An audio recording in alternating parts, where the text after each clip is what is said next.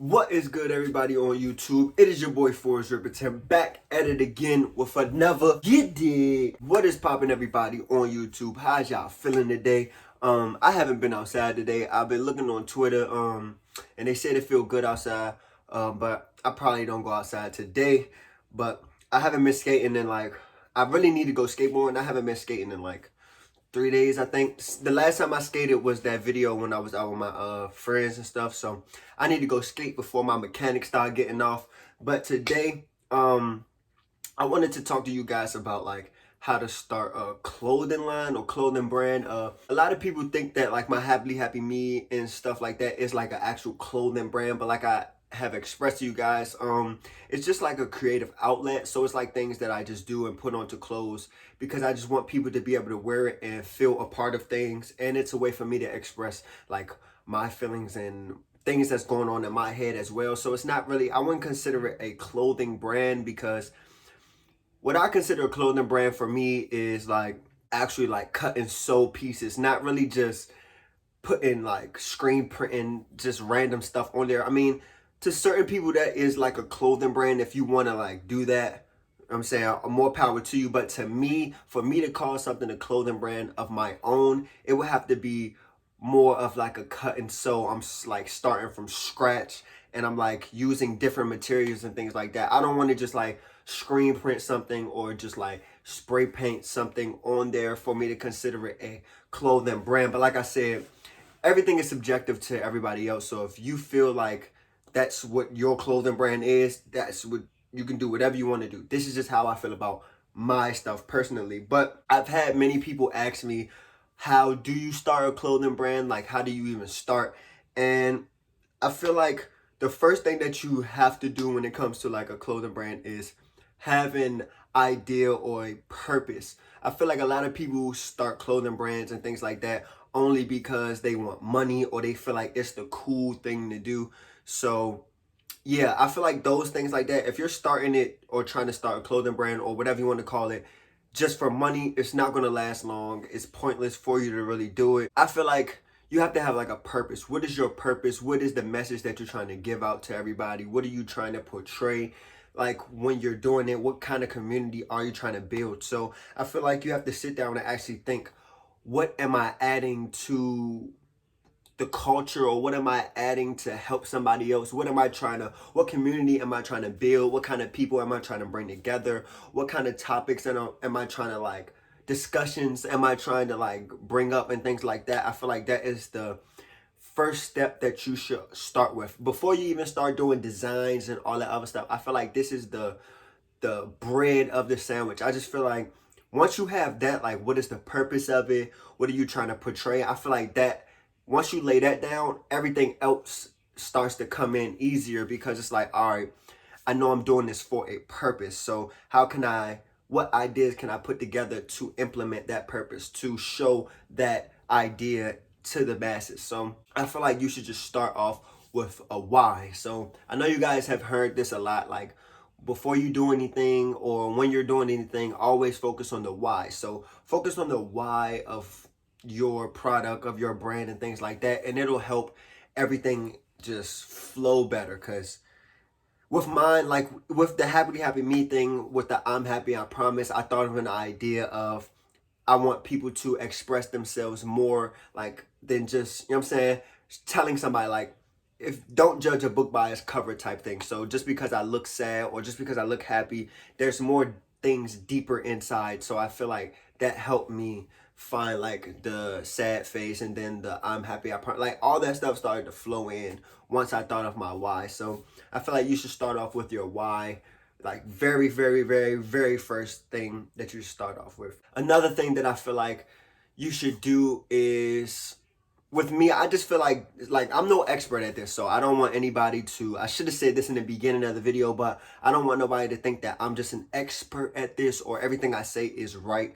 because I'm still experimenting with everything that I'm doing. So take everything that I'm saying with a grain of salt. If it implies with you or connects with you, use it. But I'm not no expert at this. But I feel like with me, I want to build my personal brand. I want to get people to fall in love with the things that I'm doing, to connect with me, to connect with things that I like. I want to do that first because I feel like if you build up yourself and the recognition of yourself, people fall in love with you. And then once you're starting to like create different things, people are able to connect with those pieces that you give out because they connect with you. So I feel like that's the best way to start any kind of business, any brand, any clothing brand, anything. Because if somebody really likes you or your influence is like greater, once you start making things, people are gonna be like, oh, I need that because this is my way to feel a part of something, or I support this person that much that I want to buy it. So that's why artists who like, even influencers or artists or anything, when they drop things, people are more susceptible, whatever the word is, susceptible. I can't think of the word right now. I'm slow, but I sound like Floyd Mayweather right now trying to read and shit. But I feel like people will buy this stuff quicker. Like even with, you guys know, like Ian Connor with the Revenge Storms. People buy. I've saw comments in the comment sections underneath a lot of like blogs and things like that. A lot of people say they buy the Revenge Storms just because of who Ian Connor is. Like it's like he made a big impact in the culture. So once he drops something, they're like, I want to be a part of that. I'm buying this because of him, because of the name. People buy stuff just because of the person. So I feel like you should build up your personal brand first. Like make people notice you, like you, do a lot of stuff just, you know what I'm saying, everything organically too. I don't want you to like fake like you're somebody else or do things because you think it's going to be cool. Just do you, do things that you like, do things that you are happy doing, and people are going to gradually just, you know what I'm saying, organically come fuck with you.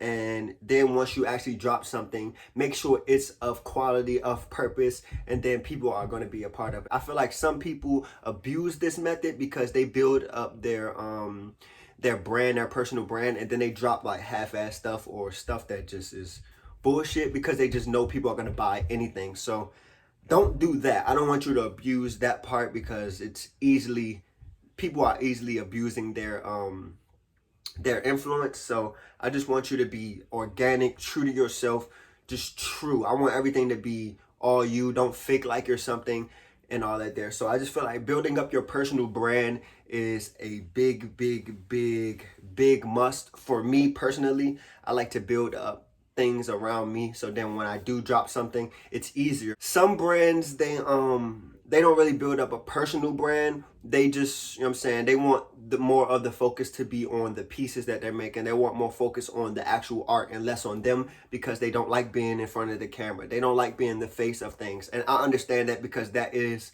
definitely another way you can do it. But I personally I can't really give too much advice on that because that's not the way I'm doing it. Because some people just really hate being on camera or being the face of things.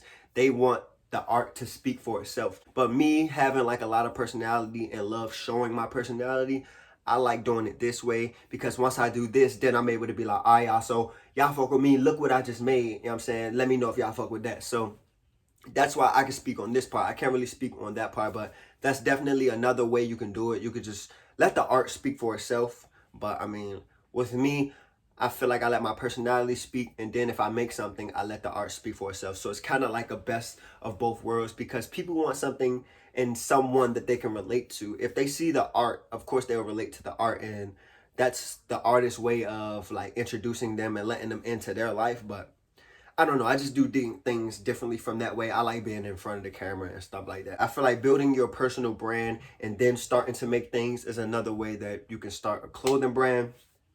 Another way that you can start a clothing brand pretty much is to just network with people. Like I'll make this like a totally different topic if you guys want me to, or how to network better. But I feel like you have to get your, okay, so when it comes to making a clothing brand, you need resources, you need an audience, you just need people to fuck with you. So say you need a photographer, you need models, you need resources. Like say you're trying to make this piece, but you can't find, like you can't source it, you need to know somebody. So it all comes down to networking. Go to these events, DM people on Instagram that you're interested in or who have made clothes before, try to get a mentor.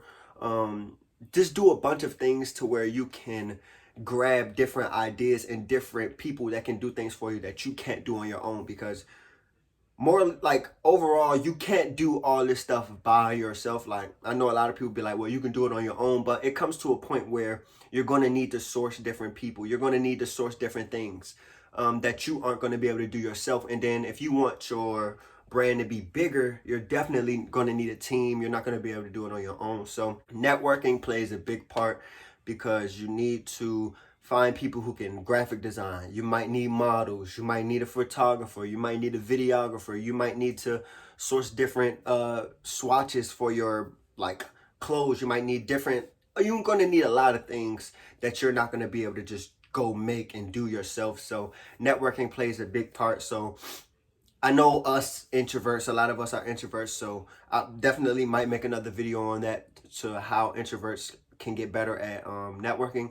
But yeah, you're just going to need to network, talk to different people. You don't have to talk to people you don't want to. I feel like with me, a lot of people just talk to any and everybody that they feel like does stuff. But to me, I definitely talk to people that I'm interested in, or I find interest in, or I feel like I connect to them, because then I feel like I'll be able to have a better connection and work better with them, instead of just, oh, they do this.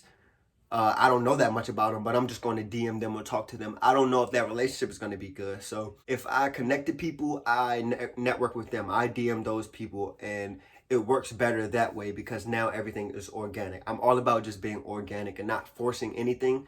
So yeah, networking plays a big part. You're not going to be able to do this on your own as much as you want to, as independent as we all love to be. Because me, I love doing things on my own, but I had to come to a realization that I'm not going to be able to do everything by myself. It's a decent amount of things you can do on your own, but some of these things you're going to have to like source out and network with different people. So yeah, that's definitely a big part of it. And I feel like another thing is pretty much just have fun with it. I feel like that is the most like, you know what I'm saying, cliche answer, but it's like, just have fun with it. Experiment. Everything, every design that you do, everything that you think of, everything that you draw out is not gonna work. Like with me, I've went through a bunch of like creative processes that didn't work. I made shirts before that at the moment I thought they were the best thing ever, and nobody was buying it, nobody was fucking with it. And then later on, like now, I'm looking back like, damn, those weren't good designs, or I didn't do that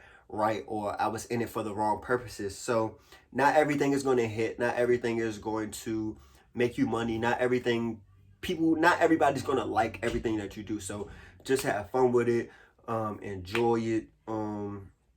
Yeah, it's all about just, like I said, once you find your why, everything is easier, because you're not going to give up fast. You're going to constantly be trying to think of new ways to market yourself, new ideas, new designs, new everything. But if you're just in it for the money, you're going to give up fast, because you're going to be like, well, this isn't working. This isn't working. Nobody fucking with my shit. Nobody trying to buy my shit. So fuck it. I don't even want to do it no more.